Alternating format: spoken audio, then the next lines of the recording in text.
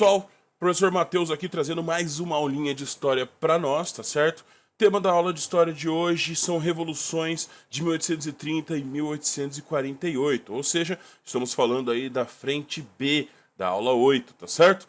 Pessoal, as revoluções de 1830 e 1848 são muito importantes para a história da Europa, tá certo? Porque trazem à tona ali todo aquele ideal liberal que nós estudamos aulas passadas. E junto com o liberalismo vão ter pitadas ali daquele socialismo, do anarquismo, aquelas ideias de igualdade material. Essas revoluções começam na França e vão acabar se expandindo por todo o território europeu, tendo inclusive repercussões na América, né? Graças a essas revoluções, nós vamos ver ali a abdicação de Dom Pedro I aqui no Brasil, tá certo? Pessoal, então vamos começar falando aqui dessas revoluções, tá? Lembrando que elas estão ligadas altamente com os ideais estudados na aula passada, né? O liberalismo, o socialismo, tá certo? E elas vão acontecer ali, o epicentro de todas elas, o estopim, vai ser na França, beleza? Então, para a gente estudar elas, nós vamos partir de um estudo sobre o que acontece na França no século XIX, tá? Vamos lá. A França, após Napoleão, após toda a Revolução Francesa, após Napoleão ser preso, né, após o governo de Napoleão, para a gente entender essas mudanças, essas revoluções, tanto a de 1830 como a de 1848, nós temos que entender como estava a situação francesa, principalmente a situação política da França.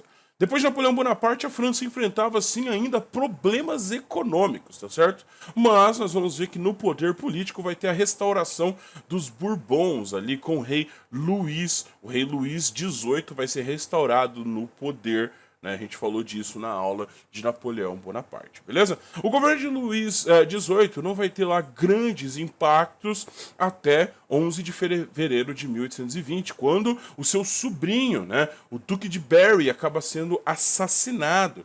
E isso vai provocar uma revolta dos defensores da monarquia absolutista, que nós chamamos de ultra-realistas. Esses ultra-realistas vão estar revoltados com essa população que ainda tem esse movimento, ainda tem esse pensamento revolucionário e que acabaram assassinando aí o Duque de Berry. Beleza, a partir do assassinato de Duque de Berry, nós vamos ver o rei Luís mudando um pouco ali a sua forma de governo, mudando para uma forma mais repressiva, tá? Uma forma mais violenta, mais impositória na França. Então ele vai proclamar ali uma censura pesada aos meios de comunicação, prisão de pessoas sem nenhum julgamento. Então o rei Luís vai acabar prendendo pessoas dentro da França sem necessariamente ter julgamento. Então durante 3 meses você ficava preso simplesmente por uma denúncia, né? Além dele aumentar o censo lá, o valor de renda para você poder ser votante, né? Nós vamos ver inclusive que nessa os ricos vão ter a permissão de ter voto duplo, né? Então nós vamos ver que isso vai ser uma medida ali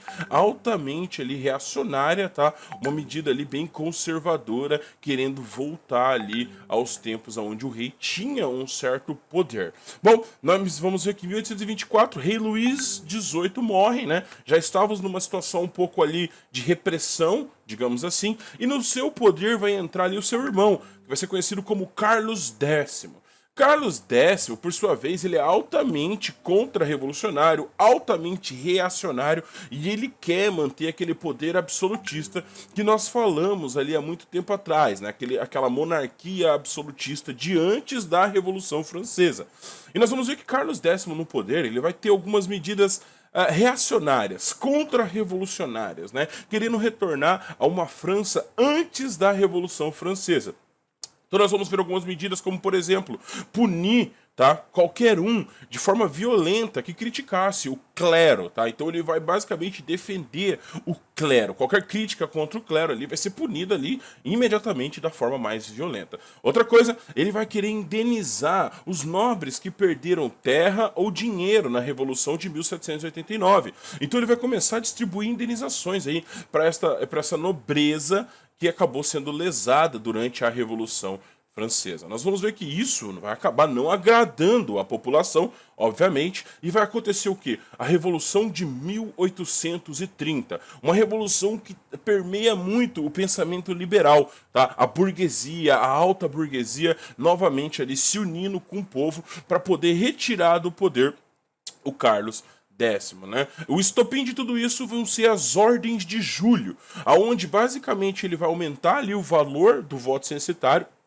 permitindo ali somente pessoas ricas votassem, tirando o poder de sufrágio da maioria da população. E para governar sozinho, ele acaba dissolvendo a Câmara Legislativa. Ele vai dissolver a Câmara Legislativa para que ele pudesse governar sozinho, uma medida altamente absolutista. E isso vai criar uma revolta dos liberais, obviamente, e juntamente com a população, nós vamos ver no dia 27, 28 e 29 de julho de 1830, a população saindo às ruas, fazendo o que nós vamos conhecer como os 3 Dias Gloriosos, a revolta dos 3 Dias Gloriosos, onde a população novamente sai na rua na França para retirar o rei do poder. E eles conseguem retirar o rei Carlos X do poder. Assim termina toda a trajetória da família, da dinastia de Bourbon no poder. A partir de então, os Bourbons não vão mais, nunca mais, retornar no poder da França. Depois que Carlos X é retirado do poder, o que acontece? Vai ser estabelecida uma monarquia constitucional, tá certo?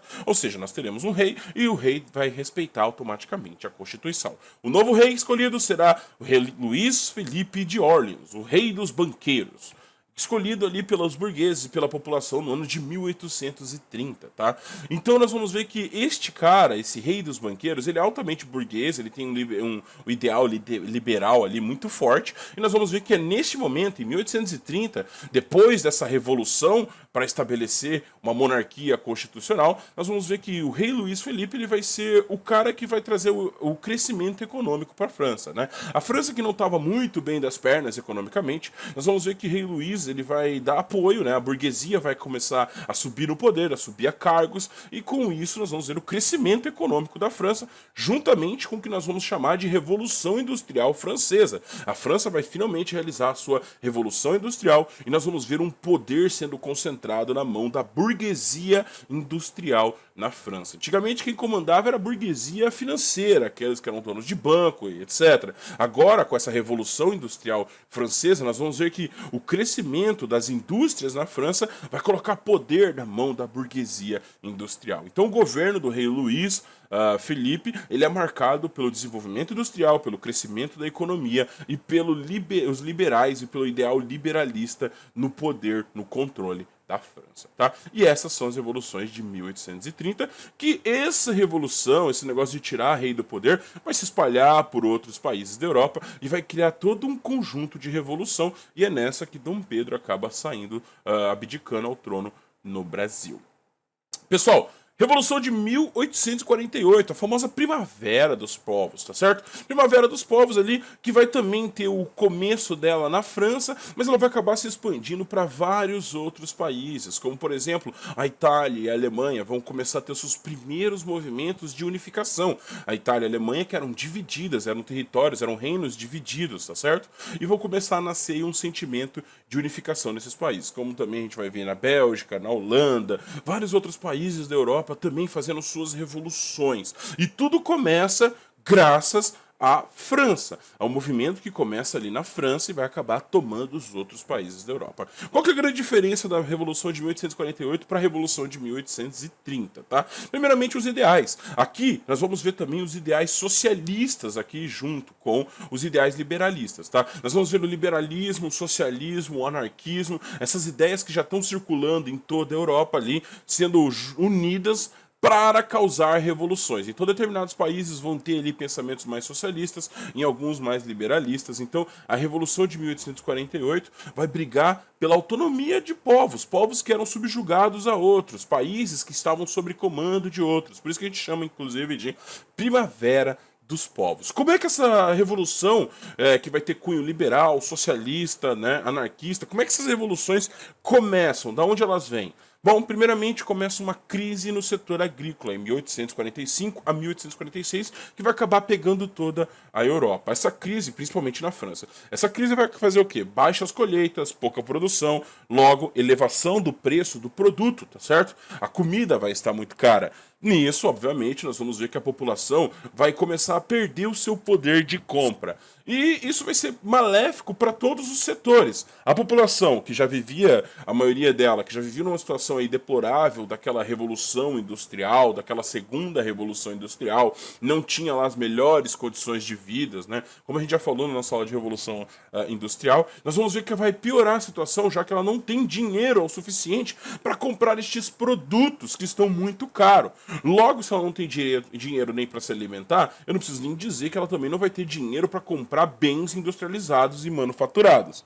Com isso, nós vamos ver um crescimento, aliás, uma diminuição em ambos os setores da economia. Nós vamos ver lá no setor agrícola quebrando e junto com ele o setor industrial também quebrando. E junto com isso tudo, junto com essa crise econômica quase que generalizada, nós vamos ver ainda que começa a formar a aumentar, aliás, aqueles abismos sociais, tá? A população pobre começa a passar fome, começa a ter miséria demais, tá certo? Enquanto a população rica consegue se manter estável durante essa crise. Então, o abismo social que já existia naquela Europa ali pós-revolução industrial vai começar a aumentar, vai ficar muito mais nítido. E é esse o motivo que vai levar as pessoas às revoltas, tá? Às manifestações. Na França, o que vai acontecer? Na França a população vai ficar revoltada com o rei Luís, que era o rei que estava totalmente voltado à burguesia, a políticas de manutenção da economia e pouco se importava com a questão social. Então nós vamos ver que na França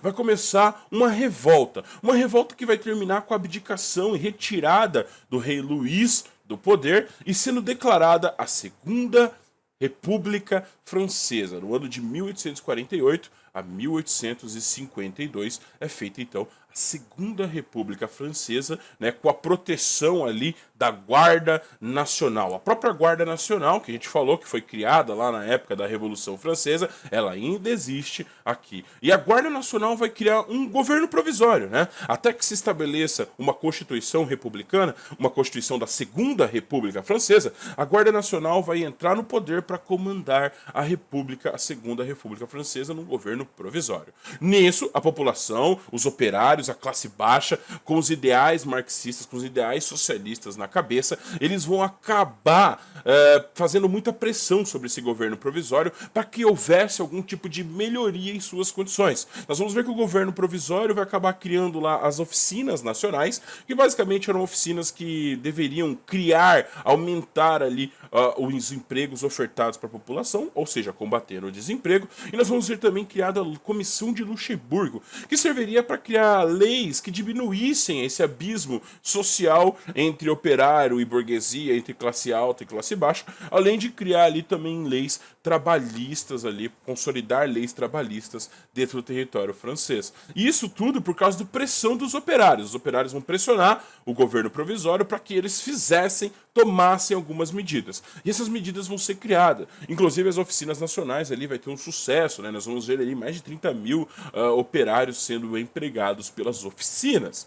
Beleza, e agora nós vamos falar de um personagem muito interessante, o Napoleão III. Exatamente, nós vamos ver um novo Napoleão surgindo. Parece até que a história se repete, não é mesmo? E ela se repete. Inclusive, o próprio Marx vai fazer lá, vai referenciar todo esse período ali, falar que esse é o novo 18 de Brumário, tá certo? O que acontece? Nós vamos falar aqui sobre o personagem, Napoleão III. Da onde ele surge? Napoleão III que vai ser sobrinho, que é sobrinho do antigo Napoleão Bonaparte, tá? E ele vai querer ter uma experiência bem parecida ali com o seu tio.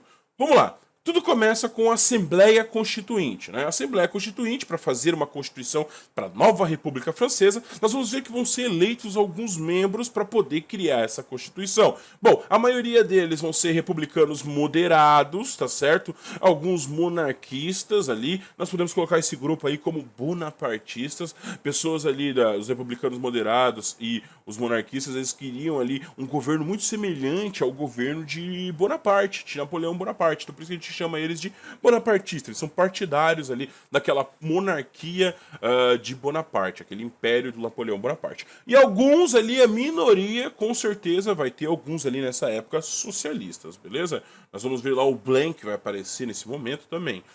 O que acontece? As medidas que vão levar a população à raiva, à violência, tá? Serão quais? Primeiramente, eles vão, essa Assembleia Constituinte, ela vai acabar fechando as oficinas nacionais.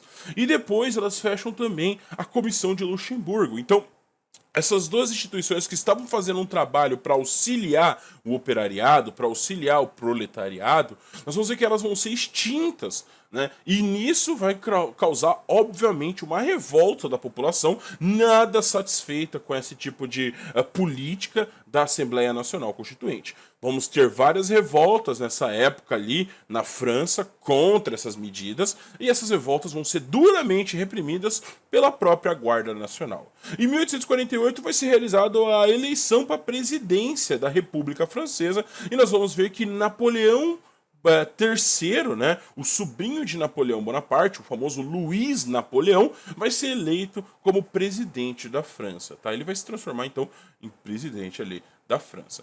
Mas ele não está satisfeito com isso. Lembrando ali toda a trajetória de Napoleão Bonaparte, ele também vai querer dar um golpe e também vai querer assumir ali o império. Tá certo? E Napoleão vai aproveitar dessa situação de revolta da população para conseguir o apoio do povo, o apoio da população, para conseguir governar como imperador, ter amplos poderes, né? Então o que acontece? Nós vamos ver que enquanto Napoleão é eleito como presidente, a Assembleia Legislativa, composta ali principalmente por monarquistas, como nós falamos, alguns republicanos moderados, esses caras estão tentando fazer políticas que são muito favoráveis ali a eles, a monarquia, inclusive a alta ali burguesia. Então nós vamos ver lá, proibição a greves, tá? Nós vamos ver que o voto censitário vai ser aumentado, o valor da renda novamente, excluindo ali boa parte da população. A maioria da população não vai mais poder votar.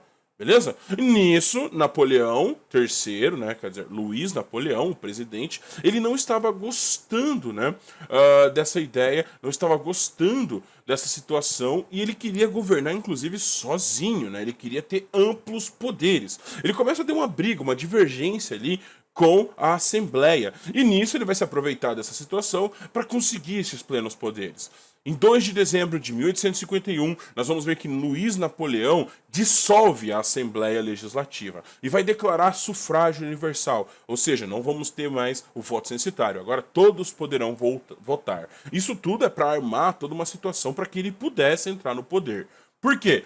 20 de dezembro de 1851, Napoleão declara um plebiscito, muito parecido com o que o tio dele tinha feito, né? O Luiz Napoleão faz um plebiscito para votar se Napoleão Bonaparte poderia ter os plenos poderes, todos os poderes ali, né? O executivo, o legislativo, o judiciário, por 10 anos, no mandato de 10 anos. E no final, Luiz Napoleão, sim, consegue ali o apoio do povo, consegue o apoio da população e ele ganha esses plenos poderes. Não satisfeito com isso, em 1851, um novo plebiscito é feito para que ele pudesse se tornar imperador. Como ele tinha um apoio da grande burguesia, daquele pessoal ali bonapartista, e tinha um apoio mesmo da burguesia, e ainda se aproveitava dessa situação de revolta que a população estava, Napoleão Bonaparte ali, desculpa, Luiz Napoleão, ele consegue vencer esse plebiscito e é proclamado ali Napoleão III, tá? Em 1852, ele vai virar imperador da França, tá certo?